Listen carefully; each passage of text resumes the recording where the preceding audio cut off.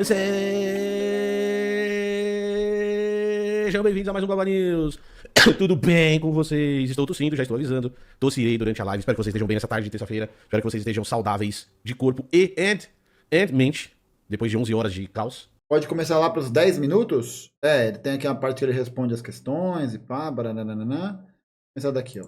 Indo daqui. Os dias, pense nisso, tá bom? Então vamos lá. Vamos como eu disse anteriormente, vamos estabelecer a base da conversa que a gente tem hoje.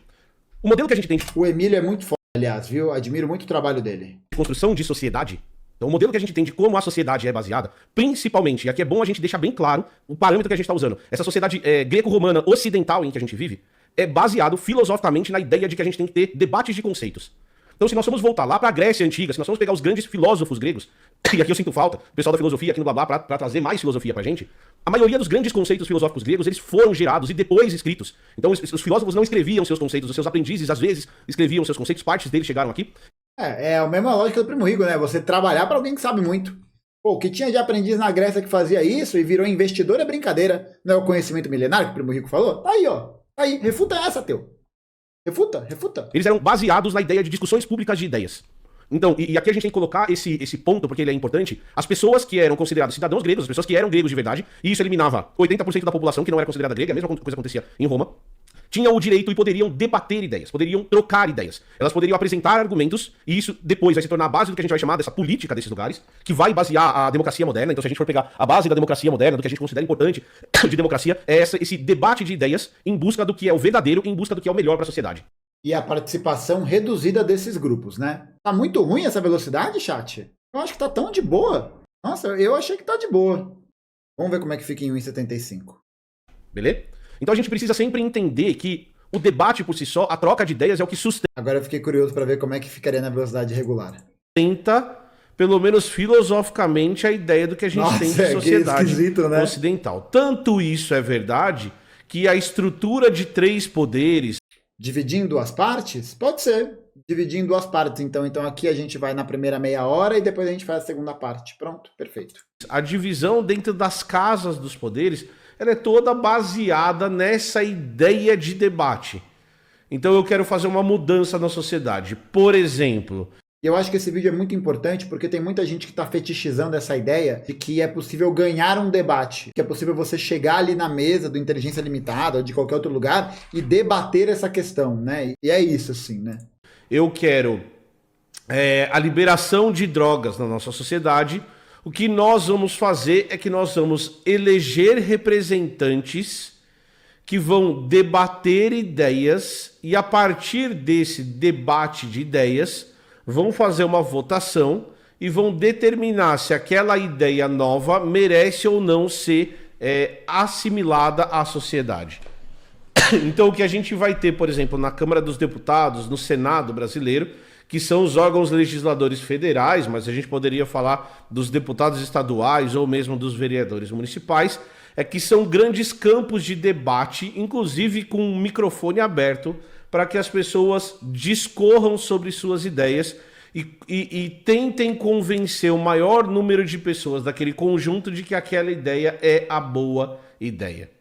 Então, vamos discutir se você vai liberar ou não maconha. O que você vai fazer é que você vai colocar um conjunto de pessoas, e aí você tem N ferramentas, você vai construir, por exemplo, uma comissão, e essa comissão vai ter representantes a favor e representantes contra, e você vai ter uma construção de um relatório a partir desses debates de ideia para fazer essa decisão ou para tomar essa decisão do que você vai fazer de alteração na sociedade. Então é importante dizer, né, que o debate ele existe fundamentalmente para poder intermediar um processo de política, né, para definir o que politicamente vai ser aceitável para aquela dinâmica da sociedade, né. Então não é o debate da ideia pela ideia, né, de quem é mais legal, de quem é mais bonito. É o debate que realmente vai colocar em pauta as questões políticas de um determinado projeto. E que está, né, atravessado, é claro, por interesses de classe, interesses econômicos e tudo mais. Beleza? Então esse é o modelo de sociedade em que a sociedade ocidental está baseada.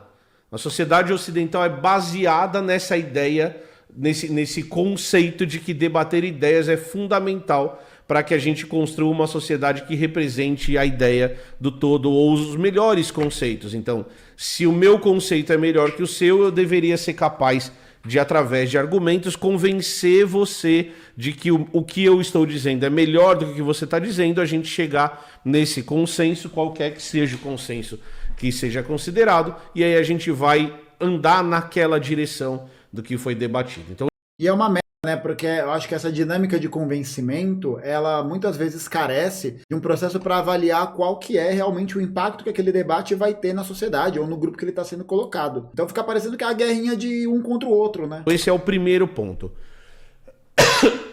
Saúde. Essa estruturação social que a gente tem, ela é tão relevante que ela vai moldar, como eu disse, a política. Então, a partir do século XVI, século XVII, não, principalmente século XVII, século XVIII, quando as democracias modernas começam a se construir, quando a gente começa no Ocidente, principalmente, lembrem-se que essa visão é uma visão bem ocidental de mundo, quando a gente começa. E ainda assim, ocidental da Europa ocidental. Porque todas as democracias que, por exemplo, nascem na América Hispânica, na América Portuguesa, são modelos democráticos, né? Democracias ou qualquer coisa assim, modelos de governo que existem para poder atender aos interesses das potências imperialistas lá da Europa e da América do Norte. Tanto que o Brasil não é nem considerado o Ocidente, né? Teve outro dia ali uma fala do Lula, ou a fala de alguém que falou sobre o Brasil, que não considera o Brasil parte do Ocidente. O Ocidente é entendido como esse conjunto de países da Europa Ocidental, não é nem Oriental, Ocidental e os Estados Unidos. Isso é entendido como Ocidente, né? Então essa relação ocidental nas Américas ainda assim é diferente. Começa a construir o que a gente vai chamar de sociedade moderna, isso vai levar a gente a chegar no iluminismo, e essas ideias vão se concretizar ainda mais. A gente vai ter a fixação desses modelos. Então esses modelos começam a ficar cada vez mais relevantes e começam a se espalhar pelo mundo. E começam a influenciar a política do mundo, beleza? Ficou claro para todo mundo essa base histórica? E vale lembrar também, para complementar o que o Emílio está trazendo, essa implementação, essa expansão é feita no ferro e no fogo, tá? É feita a partir do conflito, a partir da intervenção direta, né? Não é à toa que os Estados Unidos querem sair por aí colocando e implementando democracias ao redor do mundo, que nem aquele outro professor Roque fica falando, né? Democracias não entram em guerra contra democracias. Essa democracia da perspectiva ocidental é uma democracia que, como Domênico Losurdo atesta nas suas obras, é uma democracia feita para os senhores. Essa democracia tem que servir aos propósitos e interesses dos senhores daquela sociedade que a gente está tratando. Do que a gente chama de debate. Mas o que eu vou trazer aqui para vocês não é esse modelo de debate, não é esse debate público, não é esse debate amplo, é um debate mais específico. E esse debate mais específico, ele tem duas vertentes que vão se fixar principalmente no século XX, com o surgimento de grandes mídias, como o rádio e como a televisão, que são os debates políticos. E os debates políticos não na resolução de ideias, perfeito, não para tomada de decisão, mas sim para escolha de pessoas. Esse debate político, ele surge com o surgimento dessas grandes mídias, porque daí você começa a ter uma ferramenta para espalhar esses conceitos.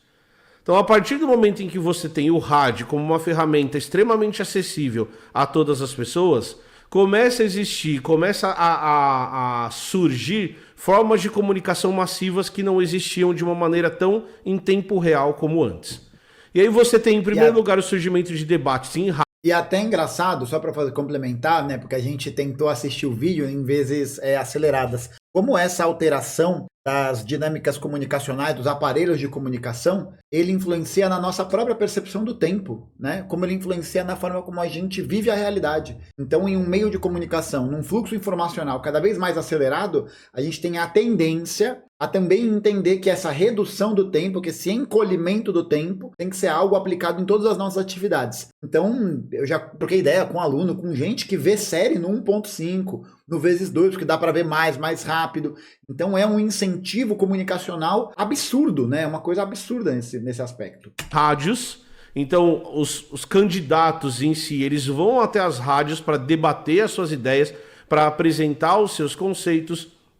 E daí depois, com o advento da televisão e com a televisão chegando na casa de todo mundo, você vai ter esses debates transmitidos pela televisão, em que esses candidatos vão estar frente a frente debatendo ideias. Então esse é um... É legal, hein? Eu gosto de um debate. Ah, merda, porque não, na democracia burguesa o debate não produz nada de nada. Mas nossa, é legal ver umas tretas, né? Ver lá o Leonel Brizola falando: filhotes da ditadura engordaram durante o regime militar. É um ponto de vista que eu vou trazer na live de hoje. O outro ponto de vista que eu vou trazer na live de hoje é o debate como ferramenta pedagógica. Então, e por que eu vou focar nesses dois caminhos? Porque esses dois caminhos são extremamente estudados no século XX, a gente conhece bastante sobre o resultado desses dois caminhos e se eles são efetivos ou não em tentar mudar a ideia de alguma pessoa. Então, você também tem o debate e aí você tem um epicentro muito forte do surgimento e da consolidação desses dois modelos, que são os países de língua anglofônica, principalmente a Inglaterra e os Estados Unidos, trazendo o debate para a televisão, trazendo o debate para o rádio, o debate político para o rádio, e daí depois o debate como uma ferramenta. É correto falar que o Brizola era o mais revolucionário dos não revolucionários? Sim. Pedagógica. E isso vai se Saudades do Brizola. fixar nos Estados Unidos. Então, nos Estados Unidos você tem, na Inglaterra, também clubes de debates que são históricos. E você tem competições de debate, por exemplo, acontecendo entre escolas, entre universidades, e isso tem um peso pedagógico muito grande. Beleza? Então tá bom. O debate, então, ele surge como uma maneira e como uma ferramenta, nesse contexto específico, de convencimento do outro para que você tome uma decisão pessoal em relação àquele outro.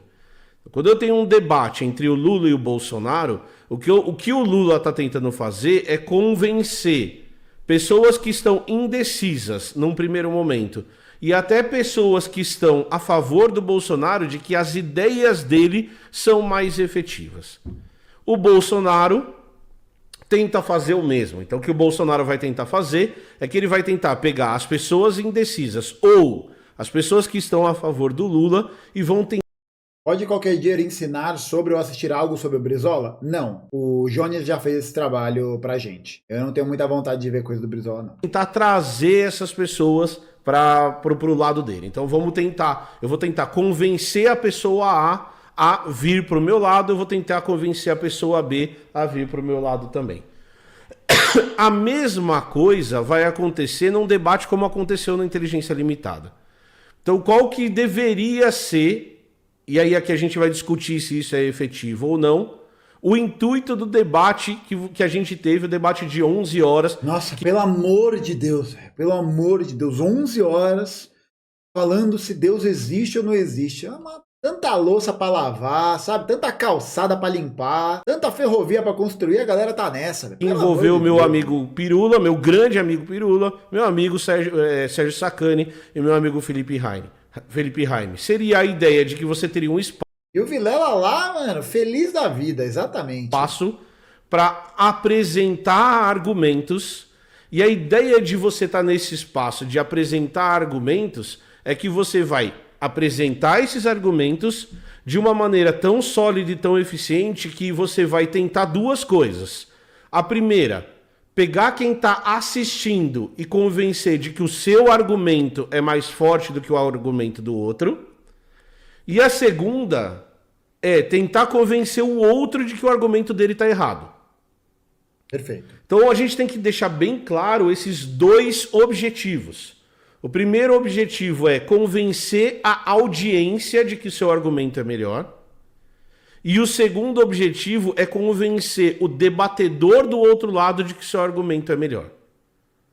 Ficou claro para todo mundo esse parâmetro que a gente está fazendo de debate?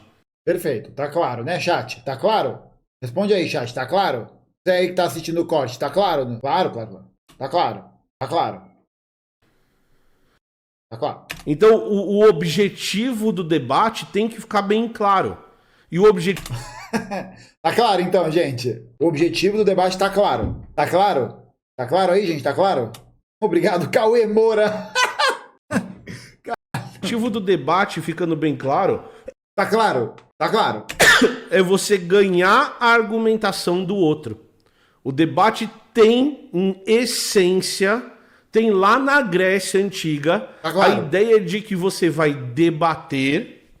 Debater. Você vai pegar embaixo das ideias, vai pegar o cara pelo colarinho e falar: toma. Entendeu? Tá clara a minha ideia? Não? Então toma. Até você convencer o outro que é possível fazer R$1 milhão em 6 meses no YouTube. De que o seu argumento é melhor e, sendo melhor, ele merece ser o argumento dominante naquele espaço que você tem. Perfeito. Beleza? Agora tá tranquilo. Claro. Tá claro. Feito. Então, claro. Tá bom. Isso falando da teoria do debate. Quando você vai para a realidade do debate, quando você vai para a ciência que estuda debates, você começa a perceber que nada desses argumentos a favor do debate tem base científica. Pronto. O que eu quero dizer com isso? Eu quero dizer que quando você começa a estudar se o objetivo do debate, o objetivo daquele formato que é construído é atingido, você consegue perceber através de números que o efeito real que esses debates têm na mudança do termômetro, da percepção das pessoas, tanto que estão participando do debate, quanto com os que estão assistindo o debate, se isso vai fazer esse termômetro mudar. Então, será que as pessoas que eram criacionistas mudaram de ideia e começaram a entender a evolução um pouco melhor? Ou as pessoas que têm base científica para dizer que evolução é um fato científico foram mais para o lado do criacionismo? Será que isso é efetivo?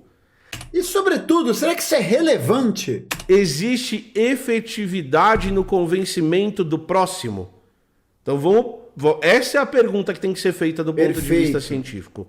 Porque você olha para o debate da galera, por exemplo, lá do PL, né, que foi do Orlando Silva e do Arthur Duval, não tem. A galera que tá ali fechada com o Orlando Silva vai fechar com o Orlando Silva, quem tá fechado com o Arthur Duval vai fechar com o Arthur Duval. Não tem ninguém que vai ser convencido desse processo, né? O máximo que eu acho que pode ser feito nesse sentido é ir pro programa e falar sobre isso, né? Como o Alessandro Vieira fez, acho que no Flow, e deixou muito mais claro. Não, pro Vilela foi ótimo. Ganhou dinheiro pra caralho com aquela trocação idiota. Você conseguiu convencer a pessoa que estava indecisa ou a pessoa que estava do outro lado de que o seu argumento é mais forte depois de 11 horas de discussão? Pelo amor de Deus. E o que a gente consegue perceber, e aqui eu não estou falando do debate específico que aconteceu de 11 horas, eu estou falando de debates que são estudados, por exemplo, debates entre políticos americanos. Isso mudou o termômetro da eleição? E a resposta que existe cientificamente para isso é não. Pronto. O debate não serve para absolutamente nada. Ele serve para uma coisa: para constrangimento, ele serve para poder ficar jogando sofismo, ele serve para poder ficar criando situações em que um debatedor vai ficar preso numa determinada armadilha sofística. Não tem, debate não serve para nada. Por isso que a galera fala: por que você não vai debater com o Kim Kataguiri, com o Arthur Duval, que não sei o quê? Os caras não iam deixar eu terminar de falar, né? Primeiro ponto. E o segundo ponto: o meu objetivo ali é tentar convencer ele, convencer a audiência dele. Quem tá fechado com ele tá fechado, tá ligado? No debate isso não acontece. Talvez na participação política, do dia a dia, blá blá blá, talvez isso aconteça. Talvez seja possível fazer essa alteração. Mas ali no programa, a galera quer ver o circo pegar fogo e que se for. Debates. Exatamente, o debate é masturbação do ego. Isso é masturbação egóica. Principalmente nesse modelo que eu tô trazendo para vocês, de duas pessoas, uma de frente para outra, ou 3 pessoas de cada lado, tentando convencer um lado ou o outro, ou as pessoas indecisas, principalmente publicamente, tem um efeito ridiculamente pequeno na efetividade do convencimento. A gente não consegue convencer ninguém do argumento A ou do argumento B a partir de um debate. Por quê? Então, depois dessa percepção, depois desse primeiro levantamento, e aí o André Oliveira tá falando aqui, ó, exceto a edição do debate de 1989. Aí a eu acho que o caso do debate do Elias Jabbour e da Renata Barreto foi uma exceção. Claro, foi a exceção. Porque ali, o nível de preparo, eu acho que cria esse diferencial. Eu acho que o nível de estudo, de preparo, de conhecimento, de acúmulo cultural naquela circunstância era o diferencial. E não o debate em si. E não a utilização de argumentos para poder convencer a outra pessoa. É que a Renata Barreto não tinha nenhum argumento. Ela não tinha nenhum argumento. Essa é a questão. Ela não tinha nenhum argumento. A gente tem que lembrar que não é o debate que mudou a eleição de 1989. A gente precisa lembrar, André, e você vai lembrar muito bem aqui, do papel dos grandes veículos de comunicação na mudança do termômetro da eleição de 1989. Então não foi o debate que mudou o rumo da eleição. Foi o que foi feito com o debate. Que Enéas era para ter ganhado em 89, sai fora. E esse é um ponto extremamente importante para a gente discutir hoje. Esse é um ponto fundamental para a gente discutir hoje. O que é mais importante no debate de 11 horas? O debate em si ou os cortes do debate? Os cortes do debate. As 11 horas que se passaram lá ou os reacts que se fazem ao debate? É isso. O que vai trazer mais efeito naquilo que está sendo visto? Então é muito importante a gente entender que existe ciência por trás disso. E se a gente parar para pensar, é dessa maneira que o MBL conseguiu alavancar o seu público. Foi dessa forma, fazendo corte de vídeo do Arthur Duval em manifestação, fazendo cortes imitadas no Instagram, no Facebook, com meme. Foi desse jeito. É promovendo esses cortes, porque esse tipo de confrontação, esse tipo de produção cultural, ele só gera lacre. Ele só gera lacre atrás de lacre. É só isso. Então, a hora que você olha para o debate como uma ferramenta de... Enéas e Getúlio Vargas melhor do que qualquer candidato de esquerda de merda. Não, parabéns, Nightcrawler. Meus parabéns aí. Você realmente ultrapassou tudo, né? Tudo, e ultrapassou também aqui a participação no chat. Porque, pelo amor de Deus. Véio. Convencimento... Não para o debate político em que políticos estão discutindo ideias, ou não para esse tipo de debate. A hora que você olha para o formato, colocar pessoas uma de frente para outra, para discutir ideias, o resultado disso é praticamente nulo. As pessoas não mudam de ideia assistindo debates. Perfeito. Ótimo. Então, apesar de eu achar os meus amigos muito corajosos de se exporem a você falar 11 horas com uma pessoa que acredita que a Terra tem 6.000 anos e que todos os bichos do planeta estavam dentro de um barco e que nesse barco tinha uma família de seres humanos que deram origem a todos os seres humanos do planeta. Eles passaram 11 horas conversando com essas pessoas. O efeito disso é nulo. Você não vai convencer o cara. Você não vai convencer o cara, porque o cara tá partindo de um local filosófico, de um local que compreende a metafísica, sobre outra perspectiva. Outra perspectiva, tá ligado? A pessoa tá compreendendo a realidade de mundo dela sobre um outro parâmetro. Como que você vai fazer isso, tá ligado? Perde-se tempo fazendo isso. Perfeito. Perde-se energia fazendo isso. E existem algumas razões para se perder energia para fazer isso. E existem algumas razões para isso não ser efetivo. A primeira razão... É bom que a cada mano, soco de ciência do Emílio vem uma tosse. É tanta ciência que a ciência tá... É tanta ciência comprimida nesse corpo gostoso que ela tá pedindo para sair. Então cada tosse é uma ciência que sai. A razão tá ligada ao modelo. Tá? Então, como assim o modelo? Por que o modelo é um problema? Porque o debate, do jeito que ele é construído, ele não é uma discussão, e aqui eu discordo do Felipe Raime demais no começo da live dele, eu discordo bastante dele no começo da live, a hora que ele fala que eles vão debater ideias. Não. Porque o formato do debate ele não está ligado a debater ideias. Ele não se propõe a debater ideias. O debate é um modelo agressivo de ganhar uma discussão. Exatamente. E aí eu estou falando especificamente do debate político ou do debate que foi feito. Quando as pessoas vão para um debate... Porque o importante para o debatedor que sabe explorar isso é tentar explorar as contradições do que o outro debatedor vai trazer para produzir lacre de internet. Você vai ver a postagem, os perfis lá do MBL, tudo Arthur Duval venceu o debate, Arthur Duval não sei o que lá. E a questão é essa, né? É plantar armadilha. É jogar armadilha para chamar algum trouxa, pro trouxa ir lá e passar vergonha, porque o cara não vai deixar você terminar de falar, vai ficar de lacrada, de senso comum. Quando o Eberlin se prepara para um debate, quando o Pirula se prepara para um debate, o objetivo não é debater ideias. O objetivo é ganhar do adversário. O objetivo é visualmente parecer que ganhou do adversário. O objetivo, no final das contas, é lacrar. E aí, a real é que tu sentiu os comentários? Que comentário? Eu quero lacrar em cima do outro.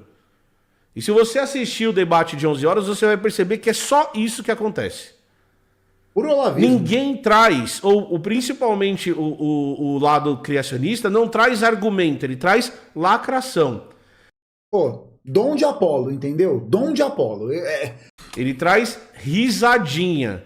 Então, é que naquele caso, Café com Leite Humilhada, o Flow, ele não é um debate, né? O Flow, quando eu fui, ele não foi formado de debate, ele foi uma discussão, ele foi uma conversa, ele não foi um debate. Ele traz tiração de sarro.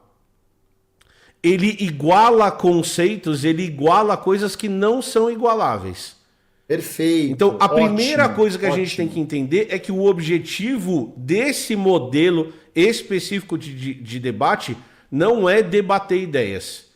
E aí a hora que o Felipe Raime começa, e aí eu acho que é uma inocência do nosso lado da discussão.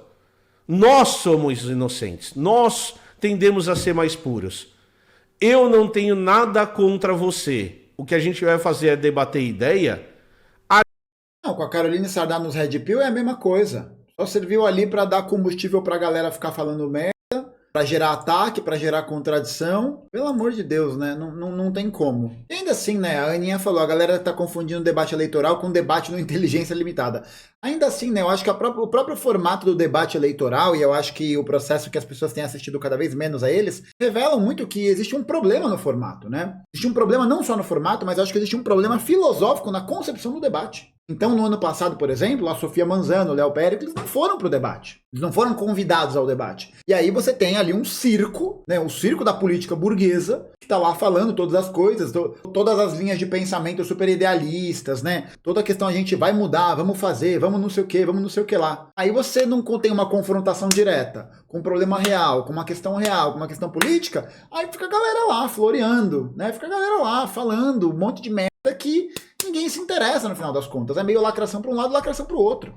Para que a gente possa ter um debate efetivamente garantido, de boa qualidade nesse quesito político, precisa ter gente que vai fazer essa confrontação real. A materialidade, não só no campo das ideias, que é o que o Emílio falou. Não é pensar o debate só na perspectiva da ciência, da ciência não, mas da ideia do que é o debate, do que ele serve enquanto princípio filosófico. Mas do seu funcionamento científico, do seu funcionamento prático, tá ligado? A gente tá começando em desvantagem, porque o lado deles tem contra a gente.